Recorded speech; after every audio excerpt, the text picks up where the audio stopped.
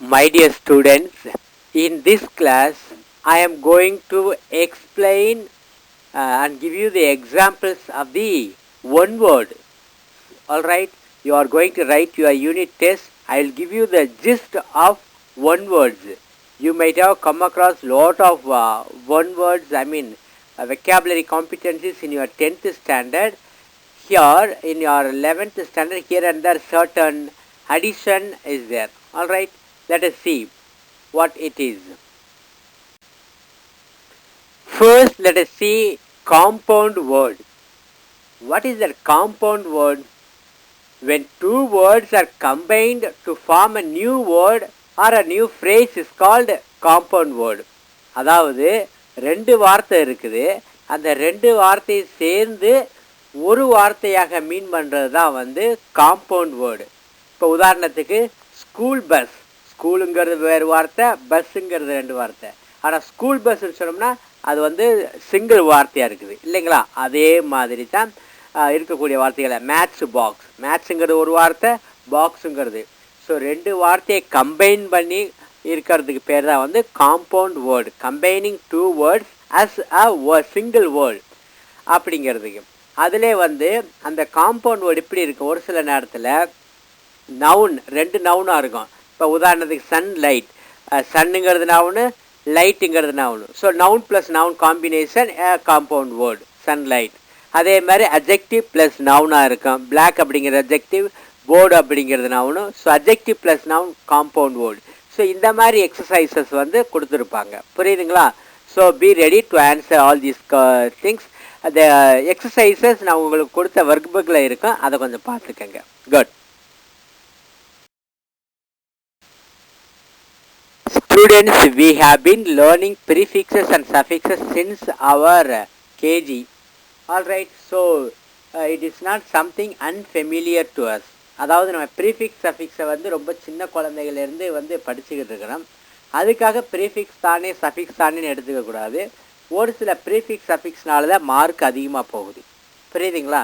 அங்கே 2 மார்க் கேட்பாங்க, 2 மார்க் வந்து கொஞ்சம் டஃப்பாக கேட்டாங்கன்னா நம்ம வந்து ஆன்சர் பண்ணுறது கொஞ்சம் யோசிக்கணும்.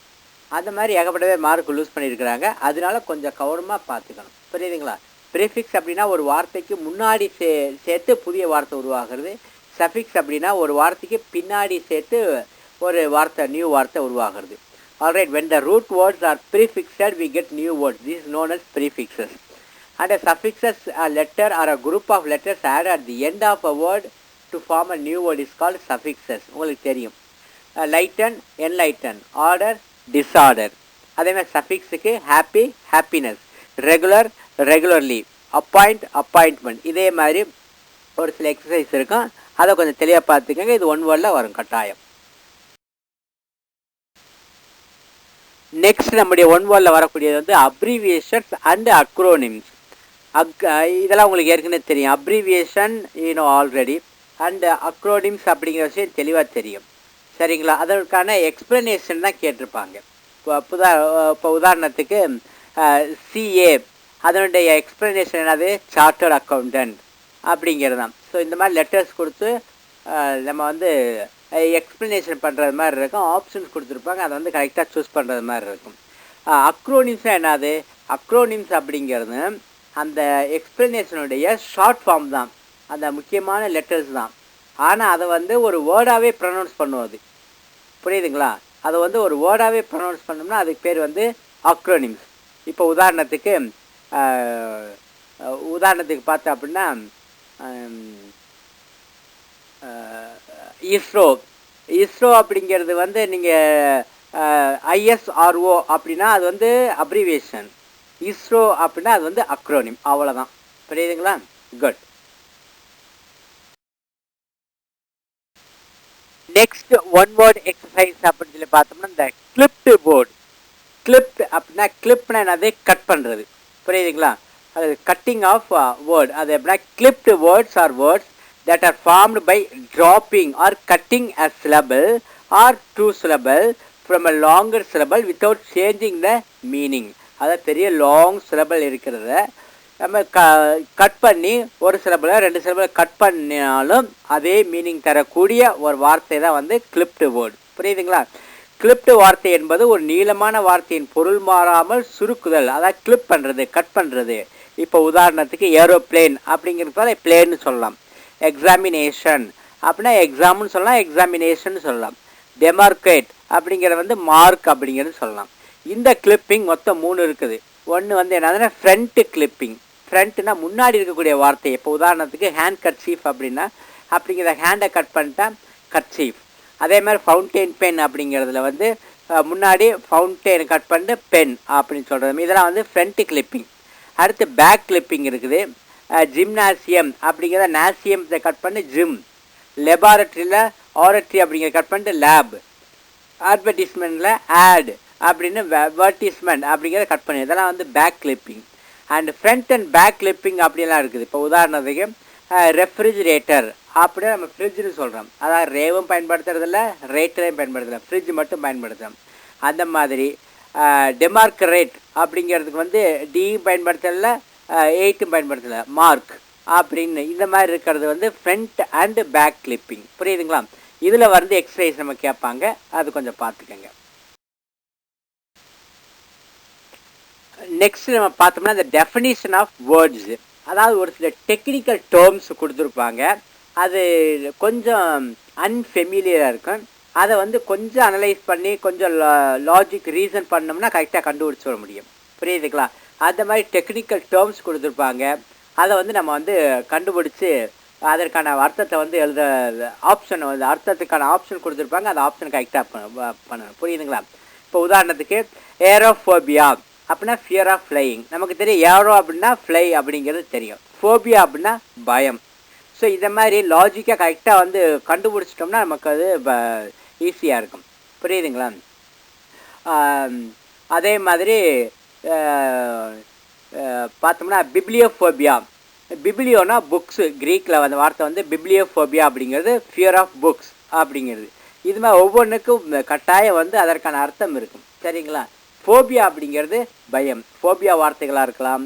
மானியா அதாவது டிஸார்டர் வார்த்தைகளாக இருக்கலாம். கிளப்டோமானியா அப்படின்னா fear interested curiosity to steel அப்படிங்கிறது. இதெல்லாம் வேர்ட்ஸு. சரிங்களா? ஃபோபியா வேர்ட்ஸ் இருக்குது, மானியா வேர்ட்ஸ் இருக்குது, இசம் வேர்ட்ஸ் இருக்குது. இந்த மாதிரி டெஃபினிஷன் ஆஃப் வேர்ட்ஸில் வந்து ஒரு மார்க் வரும். சரியான மீனிங்கை வந்து கண்டுபிடிச்சி எழுதுற மாதிரி இருக்கும். புரியுதுங்களா? நெக்ஸ்ட் நம்ம பார்க்கக்கூடியது வந்து ஃப்ரேசல் வெர்ப்ஸ். ஃப்ரேஸ்னா என்னது? ஃப்ரேஸ்னா more than one word is called a phrase. I repeat, more than one word, a group of words is called phrase. Verbனா உங்களுக்கு தெரியும், action word. புரியுதுங்களா? இப்போ phrasal verb அப்படின்னா a verb, I repeat, a verb, ஒரு verb which has got more than one word is called a phrasal verb. புரியுதுங்களா?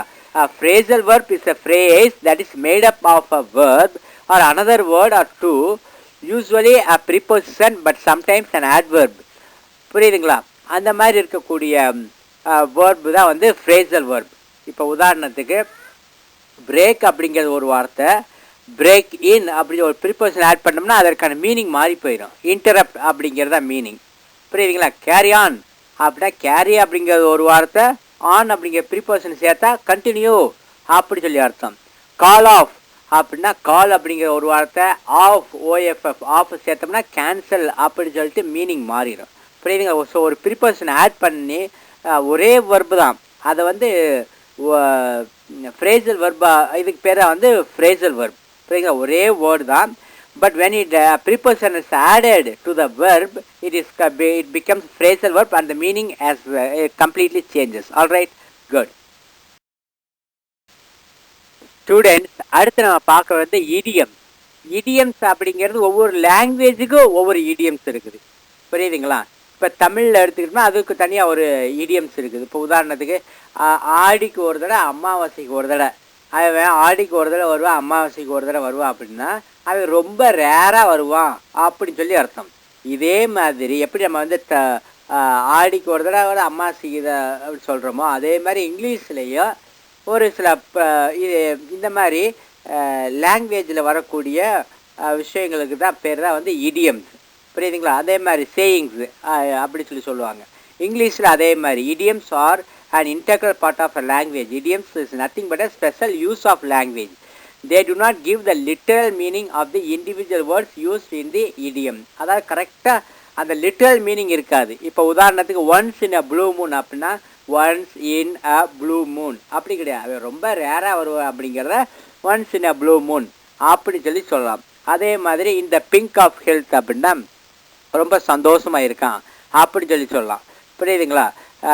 Tell me in black and white அப்படின்னா கருப்பு வெள்ளையாக சொல்கிறது கிடையாது, டெல்மி கிளியர்லி அப்படிங்கிறது. ஸோ இந்த மாதிரி லிட்டரல் மீனிங் இல்லாமல் கனோட்டேட்டிவ் மீனிங்கோடு இருக்கக்கூடிய இடியம்ஸ் இருக்கக்கூடிய வார்த்தைகளுக்கு பேர் தான் வந்து இடியம்ஸ். அது ஒவ்வொரு லாங்குவேஜ்லேயும் இருக்குது, இங்கிலீஷில் இருக்குது, அதில் ஒரு சில இடியம்ஸ் நம்ம கொடுத்துருக்குறாங்க. அது எக்ஸசைஸாக வரும், அதை கொஞ்சம் பார்த்துக்கோங்க. Next we will have confusables or homophones. இதுவும் நம்ம சின்ன கிளாஸ்லேருந்து படிச்சுட்டு வர்றது தான். சரிங்களா? ஹோமோஃபோன்ஸு டிஃப்ரெண்ட் டைப்ஸ் இருக்குது. சரிங்களா? ஹோமோஃபோன்ஸ், கன்ஃபியூசபிள், ஹெட்ரோனிம்ஸ், அந்த மாதிரி ஒரு சில டெஃபினிஷன்ஸ்லாம் இருக்குது, ஒரு சில வெரைட்டிஸ் அதை கிளாஸ் நடத்தும்போது கவனிப்பா. இப்போ இருக்கக்கூடிய எக்ஸசைஸ் மட்டும் பாருங்க.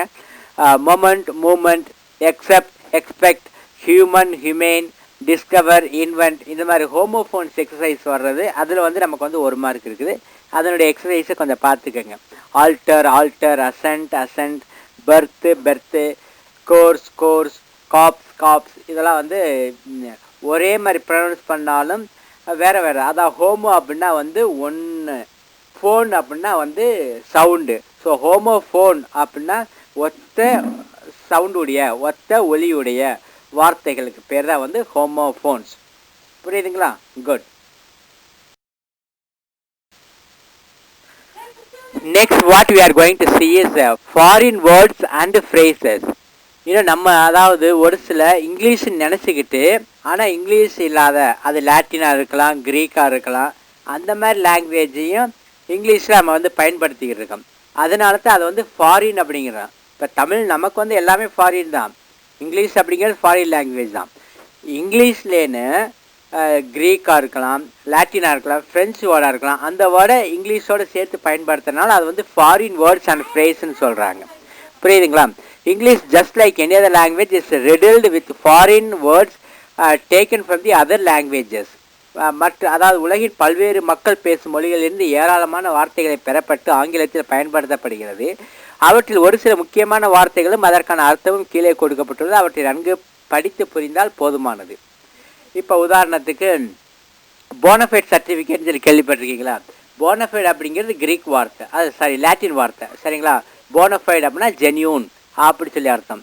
அதே மாதிரி போஸ்ட் மெரிடியம், போஸ்ட் மெரிடியம் கேள்விப்பட்ட மாதிரி இருக்கா? அதற்கான மீனிங் வந்து ஆஃப்டர்நூன். சரிங்களா? வேர்சஸ், இப்போ மேட்ச் விளையாடும்பொழுது இந்தியா வேர்சஸ் பாகிஸ்தான், வேர்சஸ் அப்படிங்கிறது வந்து இங்கிலீஷ் வேர்டு கிடையாது, அதெல்லாம் லாட்டின் வேர்டு. புரியுதுங்களா? அதே மாதிரி தேஜாவு அப்படின்னா feeling that something has happened before. இப்போ ஒரு சில நேரத்தில் வந்து இந்த நிகழ்வு எங்கே இதே மாதிரி எக்ஸாக்ட் நடந்த மாதிரியே நமக்கு ஒரு ஃபீலிங் வரும், அதுக்கு பேர் வந்து தேஜாவு. அதே மாதிரி இந்த மாதிரி வார்த்தைகளுக்கு வந்து ஃபாரின் வேர்ட்ஸ் நமக்கு இந்த வேர்டு கொடுத்துருப்பாங்க, கீழே வந்து ஆப்ஷன்ஸ் அதற்கான மீனிங் கொடுத்துருப்பாங்க. புரியுதுங்களா? ஆல்ரைட். நெக்ஸ்ட் ஒன்வல் நம்ம பார்க்கறது வந்து யூஃபமிசம் அல்லது பொலைட் ஆல்டர்னேட்டிவ் அப்படிங்குவாங்க. அதாவது யூஃபமிசம் அப்படின்னா ஒரு polite expression use in a place of rough, in a place of phrase that might otherwise be considers harsh or unpleasant. அதாவது அன்பிளசன்ட், ரஃப், ஹார்ஷாக இருக்கக்கூடிய வார்த்தைகளுக்கு பதிலாக ரொம்ப ஸ்மூத்தான வார்த்தைகளை பயன்படுத்துவதற்கு பேர் வந்து பொலைட் ஆல்டர்னேட்டிவ் அல்லது யூஃபமிசம் அப்படின்னு சொல்லி சொல்லுவாங்க. புரியுதுங்களா? இப்போ உதாரணத்துக்கு டாய்லெட் அப்படிங்கிறதுக்கு பதிலாக பாத்ரூம் அப்படின்னு சொல்லி பயன்படுத்தலாம். ஸ்பவுஸ் அப்படிங்கிறதுக்கு பதிலாக பெட்டர் ஹாஃப் அப்படின்னு சொல்லி பயன்படுத்தலாம். டைடு அப்படிங்கிறது கொஞ்சம் இதாக இருக்கும், அதனால் பாஸ்ட் அவே அப்படின்னு சொல்லி பயன்படுத்தலாம். புரியுதுங்களா? டெஃப் அப்படிங்கிறதுக்கு பதிலாக ஹியரிங் சேலஞ்ச் அப்படி பயன்படுத்தலாம். ஹவுஸ் ஒய்ஃபுக்கு பதிலாக ஹோம் மேக்கர் அப்படிங்கிறத கொஞ்சம் நல்லா பாலிஷ்டு இருக்குது இல்லைங்களா? பாலிஷ்டாக இருக்கிறதுனால அது வந்து அந்த மாதிரி வார்த்தைகளை பயன்படுத்தலாம். ஃபேட்டாக இருக்கிறான் அப்படிங்கிறதுக்கு பதிலாக ஃபுல் ஃபிகர்டு அப்படிங்கிறது கொஞ்சம் பொலைட்டாக இருக்கும். சரிங்களா? ஆக்சிடென்டல் டெத் அப்படிங்கிறப்ப கொலேட்டரல் டேமேஜ், ஸ்லோ லேர்னர்ஸ் அப்படிங்கிறத லேட் ப்ளூமர்ஸ் அப்படி சொல்லி பயன்படுத்துறதுக்கு பேர் வந்து யூஃபமிசம். Next we are going to see one mark that is from the grammatical exercise, namely model exercises. Alright, MODAL அப்படிங்கிறத மாடலுக்கான ஸ்பெல்லிங், ரொம்ப பேர் மாற்றி எழுதிடக்கூடாது, சரிங்களா? மாடல்னா உங்களுக்கு தெரியும், ஷாலு, வில்லு, அதாவது auxiliary verb, helping verb is called modal, சரிங்களா? Shall, will, would, shall, should, can, could, may, might, இந்த மாதிரி வரக்கூடிய ஹெல்பிங் வர்பெல்லாம் வந்து மாடல்ஸ். இதில் வந்து செமி மாடல்னு சொல்லி ஒன்று இருக்குது. செமி, குவாசி, மார்ஜினல் எல்லாம் ஒன்று தான். அதாவது செமி மாடல் அப்படின்னா என்னதுன்னா, அது மாடலாகவும் பயன்படும், வெர்பாவும் பயன்படும். இப்போ உதாரணத்துக்கு நீடு அப்படிங்கிறது மாடலும் பயன்படும், வெர்பாவும் பயன்படும். இந்த மாதிரி வார்த்தைகளுக்கு பேர் வந்து செமி மாடல் அல்லது குவாசி மாடல் அல்லது மார்ஜினல் மாடல் அப்படின்னு சொல்லி சொல்லுவாங்க. அந்த மாதிரி ஒரு 4 இருக்குது. என்னென்னது அப்படின்னா, need to, used to, ought to, dare அப்படிங்கிற ஒரு 4 வார்த்தை இருக்குது. இதுதான் வந்து இதை வந்து கரெக்டாக வந்து ஆப்ஷன் ஃபில்அப் பண்ணுறதா வந்து அடுத்த எக்ஸசைஸ், புரியுதுங்களா? Next we are going to see the preposition. Preposition உங்களுக்கு ஏற்கனவே தெரியும், ப்ரீபொசிஷன், சரிங்களா? நவுனுக்கு முன்னாடி அதை ரெண்டையும் ஜாயின் பண்ணக்கூடிய ஒரு வார்த்தை. இப்போ ரைடர் ஃபெல் ஆஃப், அந்த ஃபெல் ஆஃப் அப்படிங்கிறது வந்து preposition. The pen is on the table, on அப்படிங்கிறது ப்ரீபொசிஷன். ப்ரீபொசிஷன் உங்களுக்கு தெளிவாகவே தெரியும். ஸோ ப்ரீபொசிஷன்லேருந்து ஒரு மார்க் வரும். அடுத்து வந்து கொஸ்டின் டேக். கொஸ்டின் டேக் அப்படிங்கிறது வந்து இப்போ உதாரணத்துக்கு யூ ஆர் பிஸி, ஆர்இன்ட் யூ, அதாவது இங்கே பாசிட்டிவாக இருந்தால் கொஸ்டின் வந்து நெகட்டிவாக இருக்கும், இங்கே வந்து நெகட்டிவாக இருந்தால் கொஸ்டின் வந்து பாசிட்டிவாக இருக்கும். இப்போ உதாரணத்துக்கு you did not do the work, did you அப்படி சொல்லிட்டு வர்றது question tag. So positive, negative, அதில் ஒரு சில எக்ஸப்ஷன்ஸ் இருக்கும். அந்த மாதிரி ஒரு சில கொஸ்டின்ஸ் வந்து வரும். அது வந்து நம்ம யூனிட் டெஸ்ட் இருக்குது, அதை கொஞ்சம் பார்த்துக்கோங்க, புரியுதுங்களா? குட்.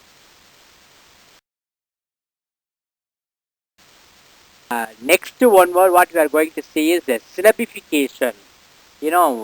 அதாவது a syllable is a unit of pronunciation. A syllable contains either a vowel sound alone or a vowel sound and a consonant sound, one consonant, சரிங்களா? அதாவது ஒரு வார்த்தை வந்து ப்ரனவுன்ஸ் பண்ணுற, யூனிட் வைஸாக ப்ரனவுன்ஸ் பண்ணுறதை வச்சு எத்தனை சிலபல் அப்படிங்கிறத கண்டுபிடிக்கும். அது ஒன் சிலபிக், மோனோ சிலபிலா, மொன்னா மோனோ சிலபிக்காக இருக்கலாம், 2னா டை சிலபிக், டிஐ டை சிலபிளாக இருக்கலாம், 3 இருந்துச்சுன்னா ட்ரை சிலபிள் வேர்டாக இருக்கலாம், சரிங்களா? 4 இருந்துச்சுன்னா டெட்ரா சிலபிளாக இருக்கலாம், புரியுதுங்களா? இந்த மாதிரி 4க்கு மேலே இருந்துச்சுன்னா பென்டா சிலபிளாக இருக்கலாம். இந்த மாதிரி இருக்கக்கூடியதான் வந்து சிலபிஃபிகேஷன். இப்போ உதாரணத்துக்கு வெக்ஸேஷன், அது எத்தனை சிலபிள்? வெக்ஸேஷன், மொத்தம் 3. அதாவது ஒரு சிலபிஃபை பண்ணும்பொழுது ஒவ்வொரு சிலபிள்லேயும் ஒரு கட்டாய ஒரு வவல் சவுண்டு இருக்கணும். அதான், புரியுதுங்களா? ஒவ்வொரு வவல் சவுண்டுக்கு தகுந்தாப்புல சவுண்டு தான், புரியுதுங்களா? வேர்டு லெட்டர்ஸ் கிடையாது, sound. So syllabification should be divided by the sound, புரியுதுங்களா? அதிலேருந்து ஒரு சில ஒன் வேர்டு கேட்பாங்க, பார்த்துக்கோங்க. The next one word what we are going to see is American English, British English, சரிங்களா? இதுவும் நீங்கள் சின்ன கிளாஸ்லேயே வந்து படிச்சிருப்பீங்க. பிரிட்டிஷ் இங்கிலீஷுக்கும் அமெரிக்கன் இங்கிலீஷுக்கும் ஸ்பெல்லிங்கில் ஒரு சில டிஃப்ரென்ஸ் இருக்கும், அதே மாதிரி வேர்ட்ஸில் ஒரு சில டிஃப்ரென்ஸ் இருக்கும், சரிங்களா? அந்த மாதிரி இருக்கக்கூடியதை கொஞ்சம் பார்த்துக்கோங்க. டிஃப்ரென்சியேஷன், இப்போ ஒரு வார்த்தை கொடுத்து find the right American word for this word அப்படி சொல்லலாம். அதே மாதிரி ரைட் ஃபைண்ட் தி பிரிட்டிஷ் வேர்டு அப்படி சொல்லி எக்ஸசைஸ் கொடுத்துருக்கலாம், புரியுதுங்களா? அதை கொஞ்சம் பார்த்துக்கோங்க. நெக்ஸ்ட் எக்ஸசைஸ் பார்த்தோம்னா சிங்குலர் ப்ளூரல் ஃபார்ம் கேட்பாங்க, புரியுதுங்களா? சிங்குலரில் ஒரு வார்த்தை கொடுத்து அதற்கான ப்ளூரல் ஃபார்ம் கேட்பாங்க, அல்லது ப்ளூரலில் ஒரு வார்த்தை கொடுத்து அதற்கான சிங்குலர் ஃபார்ம் கொடுப்பாங்க. ரொம்ப ஈஸியானதாகவும் இருக்கலாம், ஒரு சில நேரத்தில் கஷ்டமானதாகவும் இருக்கலாம். ஏன்னா ஒரு சில ஃபாரின் வேர்ட்ஸாக இருக்கலாம். அந்த வார்த்தைக்கு இப்போ உதாரணத்துக்கு அலுமினா, அலுமினஸ் அப்படிங்கிறது சிங்குலர், அலுமினி அப்படிங்கிறது ப்ளூரல், ஃபோக்கஸ் சிங்குலர், ஃபோக்கி அப்படிங்கிறது வந்து ப்ளூரல் ஃபார்ம், கூஸ் அப்படிங்கிறது சிங்குலர், கீஸ் அப்படிங்கிறது ப்ளூரல் ஃபார்ம். ரொம்ப ஈஸியாக பஃபலோஸும் கேட்கலாம். ஸோ இந்த மாதிரி ஒரு சில விஷயங்கள் இருக்குது. ஃபர்னிச்சர் அப்படிங்கிறதுக்கு ப்ளூரல் ஃபார்ம் ஃபர்னிச்சர் தான். புரியுங்க? இந்த மாதிரி வார்த்தைகள்லாம் கொஞ்சம் இன்ஃபர்மேஷன் தான் ப்ளூரல் ஃபார்ம். அதே மாதிரி ஒரு ஸ்வைன் தான், டியர் தான். இந்த மாதிரி எக்ஸப்ஷனை கொடுத்து இது உங்களை டெஸ்ட் பண்ணுவாங்க. புரியுதுங்களா? குட்.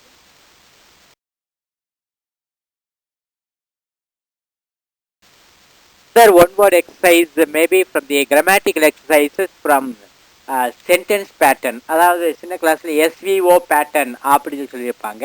ஐதர் பேட்டர்னை கொடுத்துருப்பாங்க, சென்டென்ஸ் எழுதுற மாதிரி இருக்கும், அல்லது சென்டென்ஸ் கொடுத்துட்டு பேட்டர்ன் எல்லாத்தையும் கீழே ஆப்ஷன்ஸில் கொடுத்து இது இதில் எந்த பேட்டர்ன் சரியான பேட்டர்ன் அப்படிங்கிற மாதிரி கேட்பாங்க. இதுதான் வந்து உங்களுக்கு தெரிஞ்சது sentence pattern. Subject, verb, object என்னது கரெக்டாக வந்து ஐடென்டிஃபை பண்ணுறது மாதிரி தான் கொடுத்துருப்பாங்க. உங்களுக்கு சென்டென்ஸ் பேட்டர்ன் அதில் வந்து ஒரு மார்க் இருக்குது. புரியுதுங்களா? எக்ஸ்ப்ளனேஷன் எல்லாமே வந்து நம்ம வந்து ஒர்க் புக்கில் இருக்கிற நம்ம முன்னுக்கே வந்து சொல்லியிருக்கிறோம். புரியுதுங்களா? கிளாஸில் இருக்கும்போது சொல்லியிருக்கிறோம். இன்னும் ஏதாவது டவுட்டாக இருந்தால் தனியாக அதுக்கு மட்டும் கிளாஸ் எடுக்கும்போது நான் வந்து சொல்கிறேன். புரியுதுங்களா? குட்.